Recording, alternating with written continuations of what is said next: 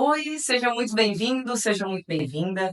Meu nome é Carol Lima, eu sou fisioterapeuta, especialista em gestão empresarial e fundadora da Fisio Empreendedor, que é uma empresa que oferece serviços de consultoria, mentoria e educação em gestão empresarial específica para fisioterapeutas. Seja muito bem-vindo e bem-vinda ao meu canal.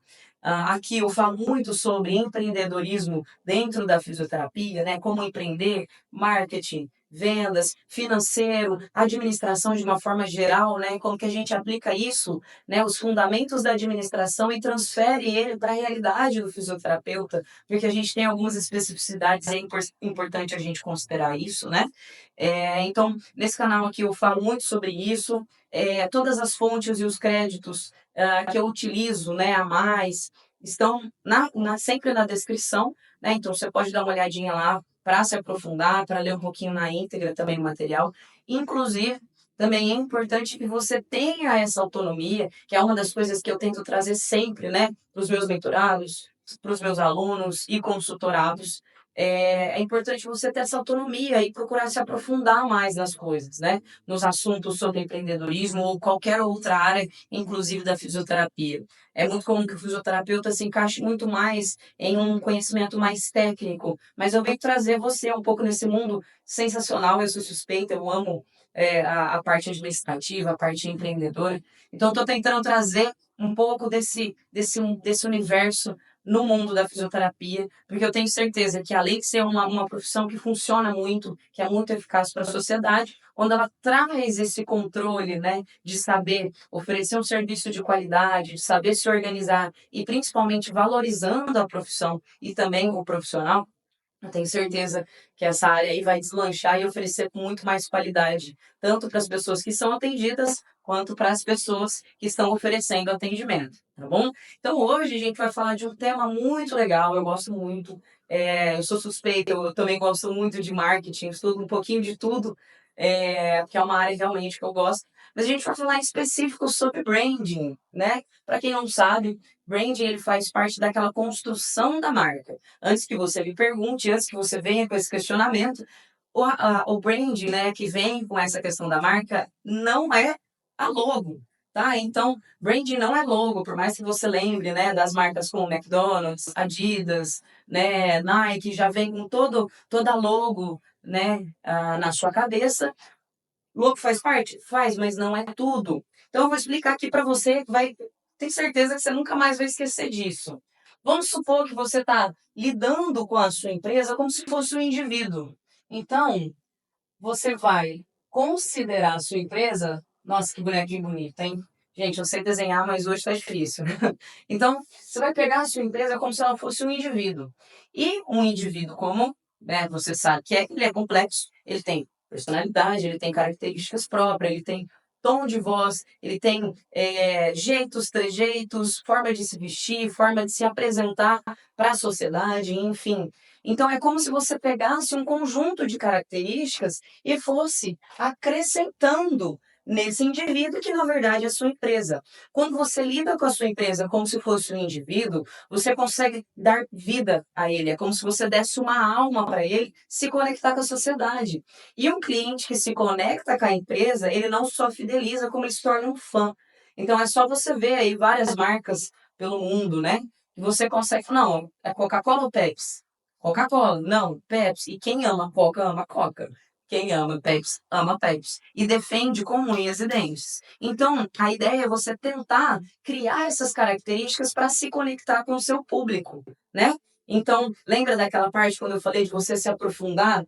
Hoje em dia, a maioria das marcas, né, a maioria das empresas que abrem agora, inclusive fisioterapeutas, não se aprofunda muito nisso. Acha que é só ir lá, atender, fazer a parte técnica e todos os métodos e esquece de desenvolver outras habilidades que também compõem você construir essa base extremamente importante de uma empresa. E essa base inclui o brand, tá? E a gente vai falar sobre três tópicos que eu considero muito importantes. São simples, mas que você Você vai ver que vai ser legal para você que está criando sua empresa agora, para você que já tem sua empresa e quer fazer, né, quer zerar tudo e fazer um rebranding, quer reestruturar ela, né, passando por uma temporada nova, uma fase nova. Então, eu separei sobre nome, logo e psicologia das cores, para que você consiga acertar e ter mais assertividade na hora de se conectar com o seu público e não ter somente clientes, mas ter fãs e defensores da sua marca, tá? Então, o primeiro tópico que a gente vai falar é sobre o nome, né? Uma coisa que eu costumo falar, que o nome, ele tem que sair um pouco do clichê, sabe? Então, você encontra muito nome meio batido já, né? Ter nome batido é um problema? Não, não é um problema. Mas a primeira coisa que eu te falo é fuja de nomes clichês. Então, clichê. Fuja de nomes clichês. Eu vou dar um exemplo e, por favor, não se ofendam, porque eu vou citar alguns exemplos, mas não específicos, mas que estão vindo agora na minha cabeça. Mas é só para a gente poder questionar, para sair um pouco, né, desse básico sempre. E às vezes você acabar confundindo, né, o cliente confundir a sua marca com uma outra que tem o mesmo nome. Então, um exemplo: Vitalis, Fraternité, Revitalis, Rivalité, esse TTT e esse Lilili. Então, tem que tomar cuidado, porque por mais que ele seja bonito e elegante, hoje ele já é considerado clichê, tá? Então, você encontra muito desses nomes com esses Vitalis, Fraternité, tararã, que o cliente pode acabar se confundindo. Então, tomem cuidado com esses nomes clichês. Mas antes de mais nada, né? Então, já pensem nisso, tenham no coração de vocês com muito amor e carinho e com todo o respeito que eu possa oferecer a vocês, tá bom? Então, tira o nome clichê e aí a gente já começa com uma brainstorm. Brainstorm. Antes que você brigue comigo, também eu falo, gente, calma, nome em inglês não é difícil, tá? É uma tempestade de ideias, né? Brainstorm, então brain de cérebro, né? Ideias, no caso da nossa tradução, e storm de tempestades. Então você vai fazer uma tempestade de ideias. Você vai colocar um monte de nomes que surgir na sua cabeça, que seu amigo falar, que o seu cachorro latir, você vai colocar. Sem preconceito, sem crítica, você vai colocar com o coração aberto, porque é nesse momento que a sua criatividade tem que falar. Então, vai num lugar bonito, vai num shopping, vai ver, sei lá, vai numa natureza, ou fica dentro de casa mesmo, assiste um filme, vai procurando palavras, mas coloquem várias palavras que podem surgir e que você possa aplicar como o nome. Outro ponto, dessa tempestade de ideias, o que você vai fazer? Você vai selecionar três. Eu tenho 20 aqui, Carol. Seleciona três. Então, você vai colocar três nomes desses aqui que você acha que são legais. Selecionou esses três? Calma, ainda você não vai escolher. Quem vai escolher no final vai até te surpreender. Vou te dar um pouco de trabalho, mas aquilo que dá trabalho e funciona super bem. Depois você fala, nossa, olha o tanto de coisa que eu fiz, olha o tanto de coisa que eu passei e conquistei. Então, tudo que dá trabalho é bom, tá? Mas um trabalho de qualidade. Depois que você fizer essa brainstorm aqui, né, colocar vários nomes e selecionar três, você vai no site do INPI. Cara, o que é esse site? É um site de registros, meus amores. Você precisa saber se dentro daqueles três nomes você pode usar e aplicar. Mesmo que você goste mais de um ou você goste dos três, se você tiver aquele nome que você provavelmente escolheria e ele tiver registrado, não pode acontecer. E agora eu vou explicar para você quais são as diferenças de um nome, de uma forma bem rápida, né, bem objetiva, quais nomes que você pode utilizar que tem registro. Vamos supor, se você, eu vou dar o exemplo da marca Sandal. A Sandal, ela é uma fábrica, ela é uma empresa de bicicletas. Mas também existe a Sandal, que é uma empresa de protetor solar. Ah, Carol, mas é o mesmo nome, posso usar? Pode, porque são duas empresas diferentes. Se eu quisesse usar Sandal com uma outra empresa que também oferece protetor solar ou que também tem serviços, né, de bicicleta, eu não poderia utilizar o nome Sandal. Mesmo se esse nome fosse assim, ó, sei lá, com M, Down, com U e ainda um L no final. Poderia usar sim? Mas Carol, mudou o nome, mudou a escrita. Não, não pode usar. É a mesma coisa se eu fosse usar, sei lá, Nescau. Nescau, eu posso abrir uma empresa chamada Nescau que, sei lá, produz ração para cachorro? Posso, né? Se não tiver nenhuma, né? Mas agora, se eu quisesse usar uma empresa, né? Criar uma empresa, usar o nome de Nescau, mesmo com escrita diferente, mas no mesmo setor, né? Aí eu não posso usar como, por exemplo, de achocolatado, tá bom? Então, deem uma olhada se os três nomes que vocês selecionaram eles podem ser utilizados, certo? E aí a gente passa para o último passo, que é pesquisa. Olha que maravilhoso. Não existe nada somente dentro da sua caixinha. Tudo funciona de um trabalho interno que é exteriorizado, ou seja, você precisa saber o que o seu público está falando, está pensando. Então você precisa saber da opinião do seu público, principalmente se esse nome que você está oferecendo não é fácil de ser decorado. Então, às vezes tem um nome em inglês que a pessoa não sabe pronunciar, ou às vezes tem um nome em inglês que a pessoa não consegue nem ler, né? Ou às vezes tem até um nome legal, mas a pessoa não consegue decorar um nome muito grande. Não necessariamente um nome grande é ruim, né? Tem a Häagen-Dazs, né? Eu acho que é essa a pronúncia, que é de sorvete. É um nome que nem existe. É um nome que nem existe. Então, procurem fazer essa pesquisa, principalmente com o público de vocês. Pode usar o pessoal aí da sua família, pode usar o pessoal? Pode, mas é interessante que você utilize especificamente um público mais alvo, né? Então, por exemplo, as pessoas que estão dentro do seu nicho, né, de mercado, e que a gente pode associar aí uma buyer persona, né? E buyer persona que seria um público bem específico que compra o serviço que você oferece, né? No diferencial que você apresenta. Mas isso também é história para outro vídeo. E aí a gente vai falar um pouquinho mais sobre isso depois, tá? E aí a gente passa para logo. Mais uma vez eu vou falar aqui, ó. Fuja de logos clichês, tá? Então, o que você vai pensar aqui? Eu vou te dar um exemplo. Pensa numa logo de empresa de açaí. Peraí, não me fala. Uma empresa de açaí normalmente é roxa, você tem lá a frutinha do açaí, e sei lá, tem um verdezinho às vezes, um laranjinha, um amarelo, mas sempre roxo. Essas empresas roxas de açaí é ótimo, o roxo do açaí, mas é difícil você conseguir dissociar isso, né? Porque você encontra o roxinho do açaí em uma, daquela da mais pequena até uma grande franquia. E geralmente as grandes franquias têm um destaque um pouquinho diferente, né?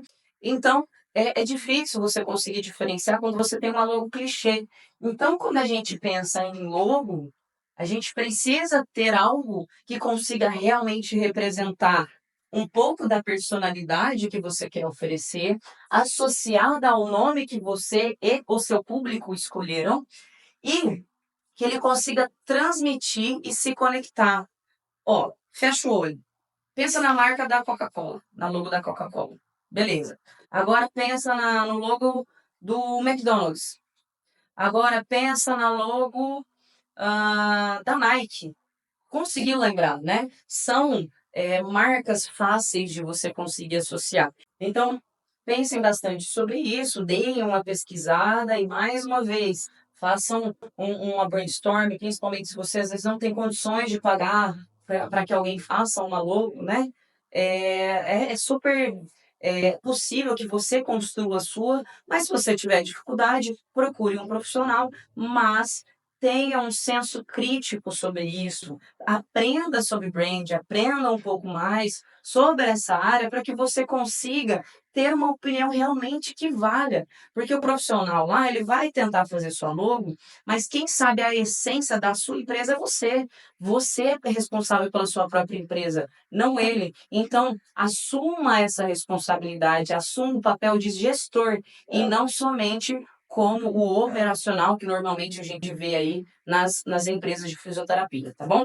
E agora vem comigo para a parte final, que é a parte da psicologia das cores. Eu não sei se você sabe, né? Não sei se você estava sabendo, mas a partir de agora você vai ficar sabendo que 85% das pessoas compram, né? A partir do que elas visualizam esteticamente e das cores. Então, antes de você sair selecionando, né? cores aleatórias ou só porque você gosta, né? Um rosa, um lilás, um azul, um preto, um branco. Entenda primeiro o que cada cor acaba representando na cabeça das pessoas. Então, quando eu falo de psicologia das cores, dentro do branding principalmente, eu também falo sobre como as cores provocam, como que as pessoas se comportam frente às cores, né? Então, existe esse estudo, tá bom? Então, eu vou falar aqui um pouquinho, né, sobre uma das partes sobre a psicologia das cores, em que você inclui as cores primárias, secundárias e as básicas principais, né? Então, vermelho, azul, amarelo das cores primárias, das cores secundárias, roxo, verde e laranja, e das cores básicas, né, daquelas que geralmente estão combinadas, né? Preto, branco, prata e dourado.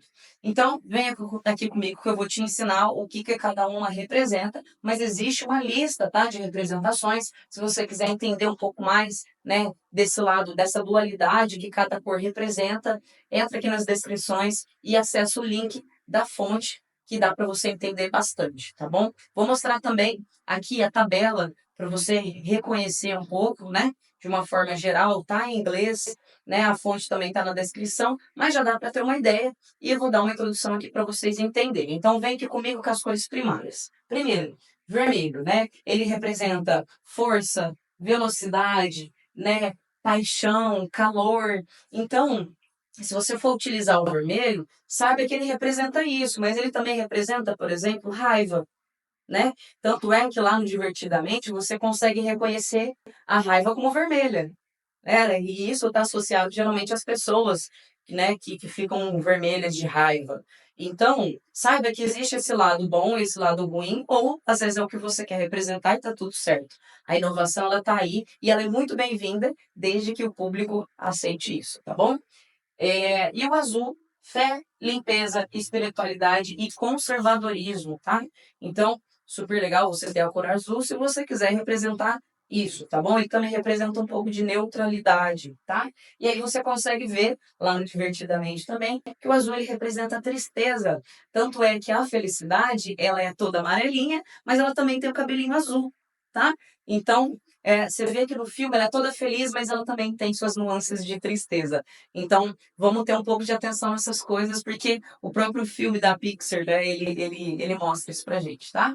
E aí você vem com o amarelo, que é a sabedoria, né, inteligência e relaxamento, tá? Ele também pega um pouquinho no verão. Agora, nas cores secundárias, roxo, né, realeza, transformação, mistério. Em alguns momentos a gente também consegue encontrar que ele representa, junto com o laranja e o cinza, a parte de esporte, de saúde. Você encontra muito essas empresas, né, tipo academia ou estúdio de pilates, que são laranjas, são roxo, são cinzas, ele tem um pouquinho dessa escala, ou então você encontra restaurantes, por exemplo, que usa muito o vermelho, o amarelo e o laranja, né, que essa combinação instiga, dá fome nas pessoas. Então você encontra muito laranja presente nesses tipos de empresa. E aí a gente entra aqui, né, o laranja ele representa o humor, a energia, o entusiasmo, o preto, engraçado, né, com que também essa questão cultural, ela acaba mexendo na nossa cabeça, né? Então, quando você vê a cor preta, é não. Quando você vê a cor branca, é sim.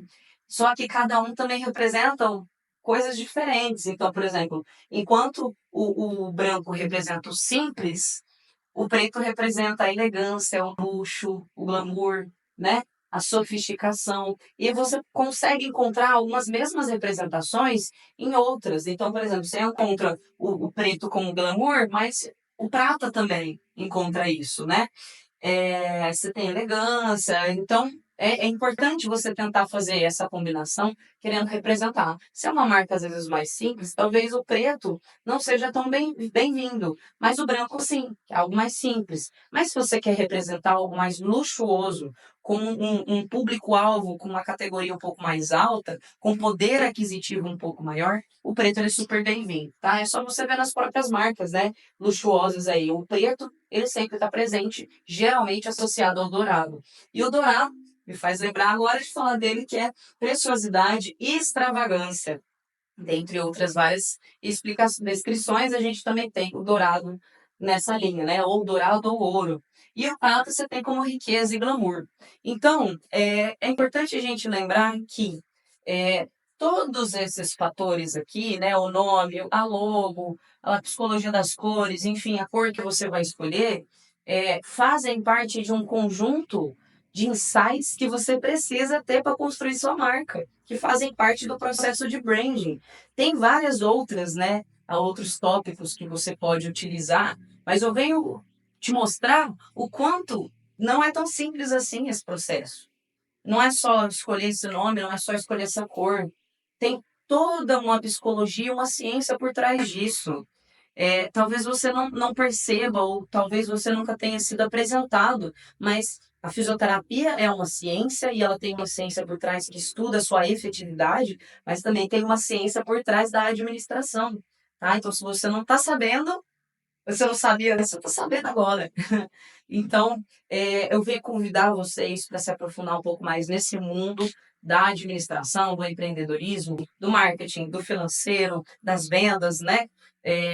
Desse relacionamento com o público, enfim, que só tende a te ajudar e que quanto mais você conseguir se aprofundar nesse tema, tenho certeza que você vai ter muito sucesso e se destacar dos demais, que a maioria não considera isso. Se você considerar pelo menos esses 3 tópicos, eu tenho certeza que você já vai sair à frente de muito concorrente aí, certo? Se vocês tiverem alguma dúvida, meu contato também está na descrição. Me siga lá no Instagram, FT Carol Lima e Fisioempreendedor _. E pode me seguir lá, pode falar comigo, pode me chamar no WhatsApp, o link está na bio. Vai ser um prazer conversar com vocês e quanto mais dúvida vocês vão me apresentarem, né? Mais temas tem aqui e mais conhecimento vocês conseguem ter. Beijo grande e até a próxima.